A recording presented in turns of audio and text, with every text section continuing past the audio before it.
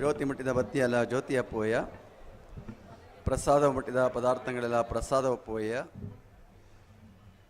ಲಿಂಗವ ಮುಟ್ಟಿದ ಅಂಗವೆಲ್ಲ ಲಿಂಗವ ಒಪ್ಪುವಯ್ಯ, ಸಕಲೇಶ್ವರ ದೇವ ನಿಮ್ಮ ಮುಟ್ಟಿದವರೆಲ್ಲ ನಿಮ್ಮಂತಪ್ಪರಯ್ಯ. ಬಸವಾದಿ ಪ್ರಮತರನ್ನು, ಪೂಜ್ಯ ಗುರುದೇವರನ್ನು, ಆದಿ ಜಗದ್ಗುರು ಶಿವರಾತ್ರೀಶ್ವರನ ಸ್ಮರಣೆಗೈದು ಪೂಜ್ಯ ಶಿವರಾತ್ ದೇಶಿಕನ ಮಹಾಸ್ವಾಮಿಗಳವರಲ್ಲಿ, ಚಾರುಕೀರ್ತಿ ಭಟ್ಟಾರಕ ಮಹಾಸ್ವಾಮಿಗಳವರಲ್ಲಿ ಹಾಗೂ ಎಲ್ಲ ಉಳಿದ ಪೂಜ್ಯ ಶ್ರೀಗಳಲ್ಲಿ ಶರಣ ಸಮರ್ಪಿಸಿ ಈ ಕಾರ್ಯಕ್ರಮದ ಕೇಂದ್ರ ಬಿಂದು, ಈ ಜಾತ್ರಾ ಸಮಾರೋಪದ ಸಮಾರೋಪ ಭಾಷಣವನ್ನು ಮಾಡಲು ಆಗಮಿಸಿರುವ ಜನಪ್ರಿಯ ಮುಖ್ಯಮಂತ್ರಿಗಳು, ಅರ್ಥಶಾಸ್ತ್ರಜ್ಞರೂ ಆಗಿರುವ ಸನ್ಮಾನ್ಯ ಶ್ರೀ ಸಿದ್ದರಾಮಯ್ಯನವರೇ, ಅಧ್ಯಕ್ಷತೆಯನ್ನು ವಹಿಸಿದ ಸಿ ಮಹದೇವಪ್ಪನವರೇ, ಎಚ್ ಕೆ ಪಾಟೀಲ್ರವರೇ, ಎಚ್ ಎಂ ರೇವಣ್ಣವರೇ, ಸೋಮಶೇಖರ್ ಅವರೇ, ಬೋಸರಾಜ್ರವರೇ, ಎಲ್ಲ ಶಾಸಕ ಬಂಧುಗಳೇ, ಜನಪ್ರತಿನಿಧಿಗಳೇ, ಆತ್ಮೀಯರೇ, ತಾಯಂದಿರ ಮಕ್ಕಳೇ, ಈ ವರ್ಷದ ಜಾತ್ರಾ ಮಹೋತ್ಸವ ಅತ್ಯಂತ ಸಂಪನ್ನಗೊಂಡು ಇವತ್ತು ಅದರ ಮುಕ್ತಾಯ ಸಮಾರಂಭದಲ್ಲಿ ನಾವೆಲ್ಲ ಪಾಲ್ಗೊಂಡಿರುವಂತಹ ಅವರು. ಪ್ರತಿ ವರ್ಷವೂ ಕೂಡ ಸುತ್ತೂರು ಜಾತ್ರೆ ಅಂದರೆ ಈ ಭಾಗದ ಒಂದು ವಿಶೇಷವಾಗಿರುವಂತಹ ವೈಶಿಷ್ಟ್ಯಪೂರ್ಣವಾಗಿರುವಂತಹ ಧಾರ್ಮಿಕ, ಸಾಂಸ್ಕೃತಿಕ ಎಲ್ಲ ಆಯಾಮಗಳನ್ನು ಒಳಗೊಂಡಂತಹ ಪವಿತ್ರ ಕಾರ್ಯಕ್ರಮ. ನಮ್ಮ ಮೈಸೂರಿಗೆ ಒಂದು ಹಣೆಪಟ್ಟಿ ಇದೆ, ಸಾಂಸ್ಕೃತಿಕ ರಾಜಧಾನಿ ಅಂತೇಳಿ. ಆ ಸಾಂಸ್ಕೃತಿಕ ರಾಜಧಾನಿಗೆ ಮತ್ತೊಂದು ಕಿರೀಟವನ್ನು ಇಟ್ಟುವಂತಹ ರೀತಿಯಲ್ಲಿ ಒಂದು ಧಾರ್ಮಿಕ ಆಧ್ಯಾತ್ಮಿಕವಾದಂಥ ಮೆರಗನ್ನು ಕೊಡುವಂಥದ್ದೇ ನಮ್ಮ ಈ ಒಂದು ಸುತ್ತೂರಿನ ಜಾತ್ರಾ ಮಹೋತ್ಸವ ಅಂತ ಹೇಳಿ ಅತ್ಯಂತ ಅಭಿಮಾನದಿಂದ ಹೇಳಬೇಕಾಗಿರುವಂತಹದ್ದು. ಆದಿ ಜಗದ್ಗುರು ಶಿವರಾತ್ರೀಶ್ವರರ ಜಾತ್ರಾ ಮಹೋತ್ಸವವನ್ನು ಪೂಜ್ಯರು ಬಹಳ ವೈಶಿಷ್ಟ್ಯಪೂರ್ಣವಾಗಿ, ವಿಶೇಷವಾಗಿ ಅನೇಕ ಕಲೆ, ಸಾಹಿತ್ಯ, ಸಂಸ್ಕೃತಿ ಈ ಎಲ್ಲಗಳನ್ನು ಒಳಗೊಂಡಂತೆ ಪ್ರತಿಯೊಬ್ಬರನ್ನು ಕೂಡ ಮಕ್ಕಳಿಂದ ಹಿಡಿದು ಹಿರಿಯರವರೆಗೆ ಶಿಕ್ಷಣ, ಅದು ಆರೋಗ್ಯ ಮತ್ತಿತರ ಎಲ್ಲ ಕ್ಷೇತ್ರಗಳನ್ನು ಒಳಗೊಂಡಂತೆ ಎಲ್ಲಕ್ಕೂ ಕೂಡ ಆ ಮೂಲಕ ಜಾಗೃತಿಯನ್ನು ಉಂಟು ಮಾಡುವಂತಹ ಪವಿತ್ರ ಕಾರ್ಯವನ್ನು ಈ ಜಾತ್ರಾ ಮಹೋತ್ಸವದಲ್ಲಿ ನಡೆಸ್ಕೊಂಡು ಬರ್ತಾ ಇದೆ. ಜಾತ್ರೆ ಅಂದರೆ ಕೇವಲ ಧಾರ್ಮಿಕವಾದಂಥ ಕಾರ್ಯಕ್ರಮಗಳನ್ನಷ್ಟೇ ಮಾಡುವಂಥದ್ದಲ್ಲ.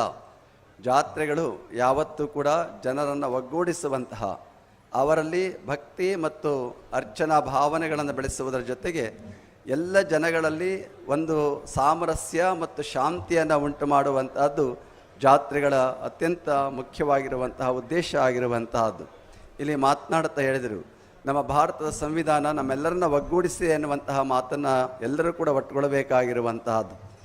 ಹಾಗೆಯೇ 12ನೇ ಶತಮಾನದ ಬಸವಣ್ಣನವರು ನಮ್ಮೆಲ್ಲರಿಗೆ ಬೇಕಾಗಿರುವಂತಹ ಬಹುದೊಡ್ಡ ಸಂವಿಧಾನವನ್ನು ಇವತ್ತು ಎಲ್ಲ ಇಡೀ ಜಗತ್ತಿನಲ್ಲೇ ಸಂವಿಧಾನ ಅಥವಾ ಪ್ರಜಾಪ್ರಭುತ್ವ ಬರುವ ಮುನ್ನವೇ 12ನೇ ಶತಮಾನದಲ್ಲಿ ಬಸವಣ್ಣನವರು ಸಂವಿಧಾನವನ್ನು ನಮ್ಮೆಲ್ಲರಿಗೆ ಕೊಟ್ಟಿರುವಂಥದ್ದನ್ನು ನಾವೆಲ್ಲರೂ ಕೂಡ ಸ್ಮರಿಸಿಕೊಳ್ಳಬೇಕಾಗಿರುವಂತಹದ್ದು. ಅದನ್ನೇ ಮಾನವೀಯ ಸಂವಿಧಾನ ಅಂತೇಳಿ ನಾವು ಕರೆದಿರುವಂತಹ ಅವರು.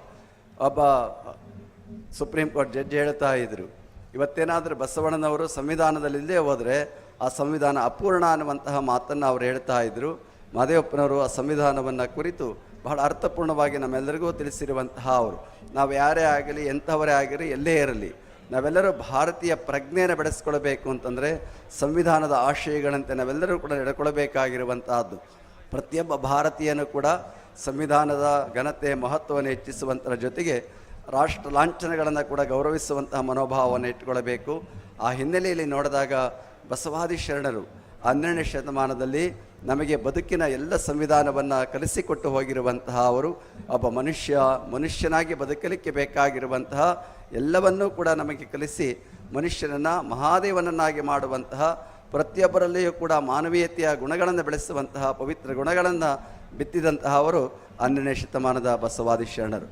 ಅವರ ಒಂದು ಮಾತೆ, ಸಕಲ ಜೀವಾತ್ಮರಿಗೆ ಲೇಸನೇ ಬಯಸುವವನೇ ಕೂಡಲ ಸಂಗಮದೇವ ಪವಿತ್ರವಾಗಿರುವಂತಹ ಅವನು ಅಂತ ಹೇಳಿ. ಯಾರು ಶ್ರೇಷ್ಠವಾದ ಮನುಷ್ಯ ಅಂತಂದರೆ ಹುಟ್ಟಿನಿಂದ ಯಾರೂ ಶ್ರೇಷ್ಠ ಆಗೋದಕ್ಕೆ ಸಾಧ್ಯವಿಲ್ಲ.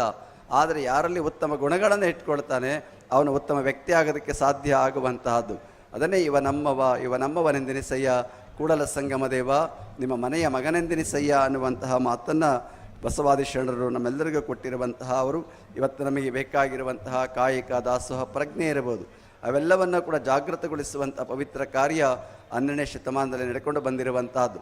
ಯಾಕೆ ಈ ಮಾತನ್ನು ಹೇಳ್ತಾ ಇದ್ದೇನೆ ಅಂತಂದರೆ, ಕರ್ನಾಟಕದಲ್ಲಿ ಮಠಗಳು ಏನಾದರೂ ಸಾಮಾಜಿಕವಾದಂತಹ, ಧಾರ್ಮಿಕವಾದಂತಹ ಸೇವಾ ಕಾರ್ಯಗಳನ್ನು ಮಾಡ್ತಾ ಇದ್ದಾವೆ ಅಂತಂದರೆ ಅದಕ್ಕೆ ಪ್ರೇರಣೆ ಪ್ರೋತ್ಸಾಹ ಅಂತಂದರೆ 12ನೇ ಶತಮಾನದ ಬಸವಣ್ಣನವರೇ ಕಾರಣ ಆಗಿರುವಂತಹದ್ದನ್ನು ಅಂತ ಜ್ಞಾಪಿಸೋದಕ್ಕಾಗಿ ಆ ಮಾತನ್ನು ಹೇಳ್ತಾ ಇರುವಂತಹದ್ದು. ಮಠ ಯಾತಕ್ಕೆ ಬೇಕು ಅನ್ನುವಂಥ ಪ್ರಶ್ನೆ ಹಾಕ್ಕೊಂಡ್ರೆ ಅಲ್ಲಮ ಪ್ರಭುಗಳು ಬಹಳ ಸುಂದರವಾಗಿ ಹೇಳ್ತಾರೆ, ಮಠ ಬೇಕೋ ಪರ್ವತ ಬೇಕೋ, ಜನ ಬೇಕೋ ನಿರ್ಜನ ಬೇಕೋ, ಚಿತ್ತ ಸಮಾಧಾನ ಉಳ್ಳಂಗೆ ಅಂತ ಹೇಳ್ತಾರೆ. ಮನುಷ್ಯನ ಮನಸ್ಸನ್ನು ನೆಮ್ಮದಿಯನ್ನುಗೊಳಿಸುವಂಥ ಒಂದು ತಾಣ ಅಂತಂದರೆ ಅದು ಮಠಗಳು ಅನ್ನುವಂಥ ಭಾವನೆಯನ್ನೇ ವ್ಯಕ್ತ ಮಾಡ್ತಾ ಇರುವಂತಹ ಅವರು. ಇವತ್ತು ಮನುಷ್ಯ ಅಂದರೆ ಒಂದು ದೇಹ ಇದೆ, ಮನಸ್ಸಿದೆ, ಆತ್ಮ ಇದೆ. ಈ ಮೂರರ ಸಂಗಮವೇ ಮನುಷ್ಯ ಆಗಿರುವಂತಹ ಅವನು. ಇವತ್ತು ಮನುಷ್ಯನ ಒಳಗೆ ಒಂದು ಅಂತರಂಗ ಇದೆ, ಮತ್ತೊಂದು ಬಹಿರಂಗ ಇದೆ. ಈ ಅಂತರಂಗ ಬಹಿರಂಗ ಎರಡೂ ಕೂಡ ಪವಿತ್ರವಾಗಿರುವಂಥ ಕಾರ್ಯ ಆದಾಗ ಮಾತ್ರ ಮನುಷ್ಯ ಚಿತ್ತ ಸಮಾಧಾನವನ್ನು ಒಳ್ಳೋದಕ್ಕೆ ಸಾಧ್ಯ ಆಗುವಂತಹದ್ದು. ಆ ಚಿತ್ತ ಸಮಾಧಾನವನ್ನು ಹೊಂದಬೇಕು ಅಂತಂದರೆ ಇವತ್ತು ಲೌಕಿಕ ಬದುಕಿನೊಳಗೆ ಏನೆಲ್ಲವಿದ್ದರೂ ಕೂಡ ಆಧ್ಯಾತ್ಮದ ಧಾರ್ಮಿಕ ಮಾರ್ಗದಲ್ಲಿ ನಡೆದಾಗ ಮಾತ್ರ ಮನುಷ್ಯನಲ್ಲಿ ಆ ಚಿತ್ತ ಸಮಾಧಾನ ಅನ್ನುವಂಥದ್ದು, ಶಾಂತಿ ನೆಮ್ಮದಿ ಅನ್ನುವಂಥದ್ದನ್ನು ತಂದುಕೊಳ್ಳೋದಕ್ಕೆ ಅತ್ಯಂತ ಅವಶ್ಯವಾಗಿ ಬೇಕಾಗಿರುವಂತಹದ್ದು. ಆ ದೃಷ್ಟಿಯಿಂದಲೇ ಇವತ್ತು ನಾವೆಲ್ಲರೂ ಕೂಡ ಕೇವಲ ಲೌಕಿಕ ಬದುಕಿಗಷ್ಟೇ ಸೀಮಿತಗೊಳ್ಳದೆ ಆಧ್ಯಾತ್ಮದ ಬದುಕಿನ ಮುಖಾಂತರವಾಗಿ ಮಾನಸಿಕವಾದಂತಹ ಒಂದು ಶಾಂತಿ ಸಮಾಧಾನಗಳನ್ನು ಮನುಷ್ಯ ಇವತ್ತು ಹೊಂದಬೇಕಾಗಿರುವಂತಹದ್ದು. ಇವತ್ತು ಜಾತ್ರೆಯಲ್ಲಿ ನಾವೇನು ಮಾಡಬೇಕಪ್ಪ ಅಂತಂದರೆ ನಮ್ಮ ಭಾವನೆಗಳನ್ನು ಪವಿತ್ರಗೊಳಿಸಿಕೊಳ್ಳಬೇಕಾಗಿರುವಂತಹದ್ದು, ನಮ್ಮಲ್ಲೆಲ್ಲ ಪ್ರೀತಿ ವಿಶ್ವಾಸಗಳನ್ನು ರೂಪಿಸಿಕೊಳ್ಳಬೇಕಾಗಿರುವಂತಹದ್ದು, ಎಲ್ಲರನ್ನ ತಬ್ಬಿಕೊಂಡು ನಾವೆಲ್ಲ ಒಂದು ಅನ್ನುವಂಥ ಭಾವನೆಯನ್ನು ಬೆಳೆಸಿಕೊಳ್ಳುವಂಥ ಭಾವನೆ ಇದೆಯಲ್ಲ, ಅದು ಅತ್ಯಂತ ಮುಖ್ಯವಾಗಿರುವಂತಹದ್ದು. ಇವತ್ತು ಸುತ್ತೂರಿನ ಜಾತ್ರಾ ಮಹೋತ್ಸವದಲ್ಲಿ ನೀವು ನೋಡಿದ ಹಾಗೆ ಯಾವ ಕಾರ್ಯಕ್ರಮಗಳನ್ನು ಬಿಡುವ ಹಾಗಿಲ್ಲ. ಇವತ್ತು ಸಾಂಸ್ಕೃತಿಕ ಕಾರ್ಯಕ್ರಮಗಳಿರ್ಬೋದು, ವಸ್ತು ಪ್ರದರ್ಶನ ಇರ್ಬೋದು, ಶಾಲಾ ಕಾಲೇಜುಗಳ ಶೈಕ್ಷಣಿಕ ಕಾರ್ಯಕ್ರಮಗಳಿರ್ಬೋದು, ಅವೆಲ್ಲವೂ ಕೂಡ ಒಂದಕ್ಕಿಂತ ಒಂದು ಕೂಡ ಮಿಗಿಲಾಗಿ ಎಲ್ಲರಿಗೂ ಕೂಡ ಜಾಗೃತಿಯನ್ನು ಉಂಟು ಮಾಡಿ ಇದೊಂದು ರೀತಿಯಲ್ಲಿ ಎಜುಕೇಟಿವ್ ಆಗಿದೆ, ಇನ್ಫಾರ್ಮೇಟಿವ್ ಆಗಿದೆ. ನಿಮ್ಮೆಲ್ಲರಲ್ಲೂ ಕೂಡ ಒಂದು ಜಾಗೃತಿಯನ್ನು ಉಂಟು ಮಾಡುವಂತಹ ಪವಿತ್ರ ಕಾರ್ಯ ಆ ಮೂಲಕ ಆಗ್ತಾ ಇರುವಂಥದ್ದನ್ನು ನಾವೆಲ್ಲ ಕೂಡ ಇವತ್ತು ಗಮನಿಸಿರುವಂತಹ ಅವರು. ಆ ಹಿನ್ನೆಲೆಯಲ್ಲಿ ಆದಿಶಿವರಾತ್ರೀಶ್ವರ ಜಾತ್ರೆ ಅನ್ನುವಂಥದ್ದು ಒಂದು ನೆಪ. ಆ ಮೂಲಕ ಎಲ್ಲ ಜನಗಳು ಕೂಡ ಒಂದಾಗಿ ಸೇರುವಂಥದ್ದು ಅತ್ಯಂತ ಮುಖ್ಯ ಅನ್ನುವಂಥ ಭಾವನೆಯನ್ನು ಇಟ್ಕೊಂಡು ಈ ಜಾತ್ರೆಗೆ ಹೊಸ ಹೊಸ ಆಯಾಮಗಳನ್ನು ಪೂಜ್ಯರು ಕೊಟ್ಕೊಂಡು ಬರ್ತಾ ಒಂದು ವಾರಗಳ ಕಾಲ ಈ ಭಾಗದಲ್ಲಿ ಒಂದು ರೀತಿಯಲ್ಲಿ ಪ್ರತಿ ವರ್ಷವೂ ಕೂಡ ಈ ಒಂದು ಕುಂಭಮೇಳ ಅಂತ ಅಲ್ಲೇ ನಡೀತಾ ಇದೆ. ಆದರೆ ಅದಕ್ಕಿಂತಲೂ ಮುಖ್ಯವಾದ ಪವಿತ್ರವಾದ ಒಂದು ಮೇಳ ಅಂತಂದರೆ ಈ ಒಂದು ಸುತ್ತೂರಿನ ಜಾತ್ರಾ ಮಹೋತ್ಸವ ಅನ್ನುವಂಥ ಭಾವನೆಯ ಮಾತುಗಳನ್ನು ಈ ಸಂದರ್ಭದಲ್ಲಿ ವ್ಯಕ್ತ ಮಾಡ್ತಾ, ಪೂಜ್ಯ ಸುತ್ತೂರು ಜಗದ್ಗುರುವರ ಕಾರ್ಯಕ್ಷೇತ್ರವನ್ನು ನೀವೆಲ್ಲರೂ ಕೂಡ ಬಲ್ಲಂತಹವರಾಗಿದ್ದೀರಿ. ಇವತ್ತು ನಮ್ಮ ರಾಜ್ಯ ಅಲ್ಲ, ಹೊರ ರಾಜ್ಯ, ಹೊರ ದೇಶ, ಈ ಕಡೆ ಎಲ್ಲವ ಕಡೆಯೂ ಕೂಡ ಇದರ ಶೈಕ್ಷಣಿಕ, ಒಂದು ಸಾಮಾಜಿಕ, ಒಂದು ಎಲ್ಲ ಕ್ಷೇತ್ರಗಳ ಸೇವಾ ಕಾರ್ಯಗಳು ವಿಸ್ತಾರಗೊಳ್ಳುತ್ತಾ ಇರುವಂಥದ್ದನ್ನು ನೀವೆಲ್ಲ ಮನಗಂಡಿರುವಂತಹ ಅವರು. ಅಂತಹ ಪೂಜ್ಯರ ನೇತೃತ್ವದಲ್ಲಿ ಈ ಜಾತ್ರಾ ಮಹೋತ್ಸವ ಇವತ್ತು ಸಂಪನ್ನಗೊಂಡು ಅದು ಸಮಾರೋಪವನ್ನು ಹೊಂದ್ತಾ ಇರುವಂಥದ್ರ ಸಂದರ್ಭದಲ್ಲಿ ನೀವೆಲ್ಲ ಬಹಳ ಕಾತರದಿಂದ ಕಾಯ್ತಾ ಇರುವಂಥದ್ದು ನಮ್ಮ ಮುಖ್ಯಮಂತ್ರಿ ಸಿದ್ದರಾಮಯ್ಯನವರ ಭಾಷಣವನ್ನು ಕೇಳೋದಕ್ಕೆ. ಅವರ ಮಾತು ನೀವು ಕೇಳಬೇಕು ಅಂತಂದರೆ ಬಹಳ ಸ್ವಾರಸ್ಯಪೂರ್ಣವಾಗಿ ಮಾತನಾಡುವಂಥ ವ್ಯಕ್ತಿತ್ವ ವಿಶೇಷವಾಗಿ ಸಿದ್ದರಾಮಯ್ಯನಲ್ಲಿ ಇರುವಂತಹದ್ದು. ನಮ್ಮ ರಾಜ್ಯದ ಮುಖ್ಯಮಂತ್ರಿಗಳಾಗಿ ಬಹಳ ಉತ್ತಮ ಕಾರ್ಯಗಳನ್ನು ಮಾಡುವುದರ ಮೂಲಕ ಇವತ್ತು 5 ಗ್ಯಾರಂಟಿಗಳು, ಆ ಗ್ಯಾರಂಟಿಗಳನ್ನು ಅತ್ಯಂತ ಸಮರ್ಥವಾಗಿ ನಿರ್ವಹಿಸುವುದರ ಮುಖಾಂತರವಾಗಿ ನಮ್ಮ ರಾಜ್ಯದ ಒಂದು ಆರ್ಥಿಕ ಒಂದು ಕ್ಷೇತ್ರ ಸುಭದ್ರವಾಗಿದೆ ಎನ್ನುವುದನ್ನು ತೋರಿಸ್ಕೊಡುವಂಥ ಕೆಲಸವನ್ನು ನಿರಂತರವಾಗಿ ಮಾಡ್ತಾ ಇದ್ದಾರೆ. ಅದರ ಜೊತೆಗೆ ಒಂದು ಖ್ಯಾತಿ ಏನಪ್ಪ ಅಂದರೆ, ಅವರು ಬಹು ಹೆಚ್ಚಿನದಾಗಿ ಒಂದು ಬಜೆಟ್ ಮಂಡಿಸುವಂತಹ ಖ್ಯಾತಿ ಯಾರಿಗಾದ್ರೂ ನಮ್ಮ ರಾಜ್ಯದಲ್ಲಿ ಸಿಗ್ತಾ ಇದೆ ಅಂದರೆ ಅದು ಸಿದ್ದರಾಮಯ್ಯನವರೊಬ್ಬರಿಗೆ ಸಿಗುವಂತಹದ್ದಾಗಿರುವಂತಹದ್ದು. ಬಹುತೇಕ ಅವರಿಗೆ ಒಂದು ಸಮಾಜವಾದದ ಚಿಂತನೆ ಜೊತೆಗೆ ನಮ್ಮ ಬಸವಾದಿ ಶರಣರ ಪ್ರಭಾವ ಅವರ ಮೇಲೆ ಬಹಳಷ್ಟು ಆಗಿರುವಂತಹದ್ದು. ಇವತ್ತು ಸಮಾನತೆ ಇರ್ಬೋದು, ಸ್ವಾತಂತ್ರ್ಯ ಇರ್ಬೋದು, ಪ್ರೀತಿ ವಿಶ್ವಾಸದ ಭಾವನೆಗಳಿರ್ಬೋದು, ಅವೆಲ್ಲದರ ಮೇಲೆ ಅವರಿಗೆ ಪ್ರಭಾವವನ್ನು ಬೀರುವಂತಹದ್ದು, ಬಹಳಷ್ಟು ಅವರನ್ನು ಎತ್ತರಕ್ಕೆ ಕೊಂಡೊಯ್ಯುವಂಥ ಕೆಲಸ ಆಗಿರುವಂತಹದ್ದು. ಅವರ ಸಮಾರೋಪ ಭಾಷಣಕ್ಕೆ ನಾವೆಲ್ಲ ಅನುವು ಮಾಡಿಕೊಡಬೇಕು. ಯಾಕೆ ಅಂತಂದರೆ ಅವರು ಮತ್ತೆ ಮಂಡ್ಯದ ಮಡಿಕೇರಿ ಕಾರ್ಯಕ್ರಮಕ್ಕೆ ಹೋಗಬೇಕಾಗಿರೋದ್ರಿಂದ ಹೆಚ್ಚು ಸಮಯ ತೆಗೆದುಕೊಳ್ಳುವಂಥ ಅಗತ್ಯ ಇಲ್ಲ. ಪೂಜ್ಯ ಚಾರುಕೀರ್ತಿ ಬಚ್ಚಾರಕ ಮಹಾಸ್ವಾಮಿಯವರು ಕೂಡ ಮಾತನಾಡಿದ್ದಾರೆ. ಅನೇಕರು ಇನ್ನೂ ಮಾತನಾಡುವಂತಹ ಅವಕಾಶ ಇತ್ತು ಇಲ್ಲಿ ಬಂದಿರುವಂತಹ ಅವರು.